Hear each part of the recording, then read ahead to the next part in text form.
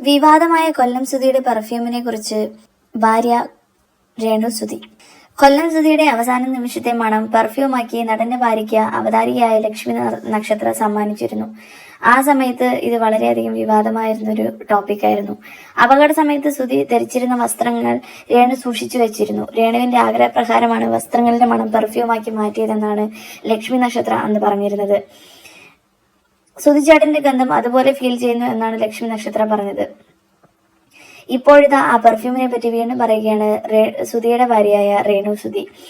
എന്റെ പൊന്നു സുഹൃത്തുക്കളെ, ആ പെർഫ്യൂം അടിക്കാനുള്ളതല്ല. എനിക്കും കിച്ചുവിനും എന്റെ വീട്ടുകാരിൽ കുറച്ചു പേർക്കും മനസ്സിലാക്കാവുന്ന ഗന്ധമാണ് അത്. ഇന്ന് ഈ നിമിഷം വരെ ഞാൻ ദേഹത്തടിച്ചിട്ടില്ല. അങ്ങനെയുള്ള പെർഫ്യൂം അല്ല അത്. സുധിച്ചേട്ടനെ ഓർക്കുമ്പോൾ അത് തുറന്ന് മണത്തു നോക്കും. അദ്ദേഹത്തിന്റെ സാന്നിധ്യം ഇവിടെ എവിടെയോ ഉണ്ടെന്ന് തോന്നും. അതിനു വേണ്ടിയുള്ള പെർഫ്യൂമാണ് അത്. ദേഹത്തടിക്കാൻ പറ്റില്ല, രേണു പറഞ്ഞു. സുധിച്ചേട്ടന്റെ ഷർട്ടിൽ വിയർപ്പ് മണമാണത്. കുളിക്കാതെ ഷർട്ട് ഊരിയിട്ട വിയർപ്പാണ് ആ പെർഫ്യൂം. നിങ്ങളെല്ലാം അത് മണത്താൽ അവിടെ നിന്ന് ഓടും. അതിന്റെ പെർഫ്യൂം അടിക്കാൻ പറ്റില്ല. ആ പെർഫ്യൂം അതുപോലെ ഇരിപ്പുണ്ട്. രേണുവിന്റെ വാക്കുകൾ. ഇതുവരെ അടിച്ചിട്ടില്ല എന്നുള്ളത് തന്നെയാണ് രേണു പറയുന്നത്. അതേസമയം സോഷ്യൽ മീഡിയയിലെ സൈബർ ആക്രമണങ്ങൾക്ക് മറുപടി നൽകുകയായിരുന്നു സുധി.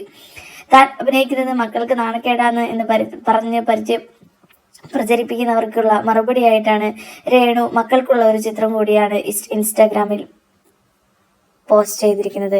ഞാൻ അഭിനയിക്കുന്നത് എന്റെ മക്കൾക്ക് നാണക്കേട എന്ന് പറഞ്ഞവർക്ക് അതെ, എന്റെ 2 മക്കളുമായി ഞാൻ ഇതാ മുന്നോട്ട് പോകുന്നു.